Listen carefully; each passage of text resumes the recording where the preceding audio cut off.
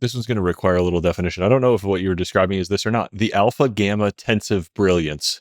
That's some of your high level grammar that I need, I haven't used it in a long time. I'm like, what was Michael getting at that one? What I can talk about that might be related, and I'm going to have to be like, oh, Michael, I got to go back and read your chapter, like, because we haven't used that expression. My recollection of it is because I've read this like within the last couple of weeks, is that they are just like two surprisingly contrasting traits. The tensive brilliance of like somebody who's like really emotional and really technical or something like that. But I could be oversimplifying to its detriment. I don't remember if Michael coined this in the book that I think touches on this is a trait we call crazy, crazy awesome, which is we can't tell if the person is crazy or crazy awesome when we meet them or when we make the investment. I think people think like, oh, you must have figured out that they're crazy awesome and then you wrote them the check. We're like, no, the jury's out. It's going to take literal years to figure out if they're crazy or crazy awesome in this like particular domain. And what we've noticed is that trait tends to translate other places. We were talking with someone he's working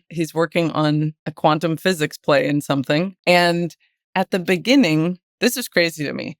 So our team is on a Zoom call with this guy and he's clearly in a hotel room and his cats are in the hotel room. And I was like, wow, your cats are in the hotel room. Cool. Like, and we love rabbit holes at 15, 17. We're like, anything that's distracting or weird, we're going to ask you about it. And I was like, wow, wait, are you traveling with your cats? And he's like, yeah, I have these two cats. I travel with them. And we were like, okay, wow, that's already weird. Like he's starting to hit the crazy, crazy awesome meter just on that. And then he starts talking to us about how he believes some of these like quantum theories about how like animals can tell when you're going to come home, even though it's at a totally different time, because you've shared some atom or neutron or electron, and that's You're how entangled with your pets. they're entangled with you. Yeah. And I was like, I love this guy. I was like, the fact that he's willing to share this with us. So that's that sort of like openness that we look for, and that it's clear he really believes this, and he might be right. And he's also doing all this work in quantum.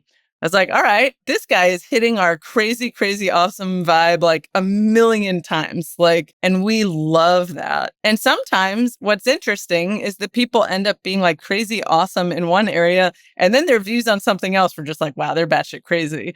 But we find that polarization to be a good thing, where it's like, okay, if someone has really radical views in one area, are they just going to compartmentalize it to that? Probably not. And this is also why these people get rejected from systems, why they leave these systems, is they're like, oh, it wasn't okay for me to talk about X, Y, or Z in my class or in my grad program. Even though I have these really brilliant ideas in this area, I can't question the authorities about this other thing over here. So I'm just viewed as crazy now.